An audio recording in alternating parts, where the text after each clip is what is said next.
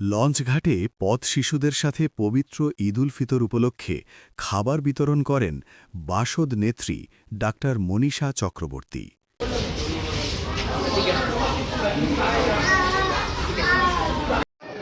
আমরা আসলে খুবই দুঃখিত, এখন বাজে 3:30। হ্যাঁ, 3:30টার সময় আসলে দেরি হয়ে গেছে আমাদের আসতে, এই জন্য আমি দুঃখ প্রকাশ করছি। আমরা আরো দু একটা জায়গায় গেছিলাম, আমরা একটা বৃদ্ধাশ্রমে গিয়েছিলাম, আর একটা টার্মিনালেও গিয়েছিলাম। তো আমরা আসলে সবসময় চেষ্টা করি, এটা 20 সাল থেকে আমরা শুরু করছি, এটা 26 সাল, তো আমরা 6 বার এটা করছি এ পর্যন্ত। ঈদের দিন আমরা চাই যে বৈষম্যের প্রদর্শনী না হোক, ঈদের দিন যেন আমরা কাছাকাছি আসতে পারি। আমরা সবাই একই রক্ত মাংস, তো তাই তো? আপনারটাও লাল রক্ত, আমারটাও লাল রক্ত, কারোর শরীরে কি নীল রক্ত আছে?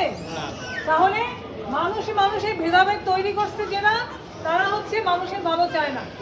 আমরা মানুষের ভালো চাই, আমরা মানুষের উৎসব করতে চাই, সেই জন্য আমরা আসছি। আপনাদেরকে ধন্যবাদ অপেক্ষা করার জন্য। আমরা একটু খাবারটা দিব এখন। ধন্যবাদ সবাইকে। ঈদ মোবারক। ঈদ মোবারক। এদিকে আসো, এদিকে আসো, এদিকে দাও। এদিকে এদিকে এদিকে এদিকে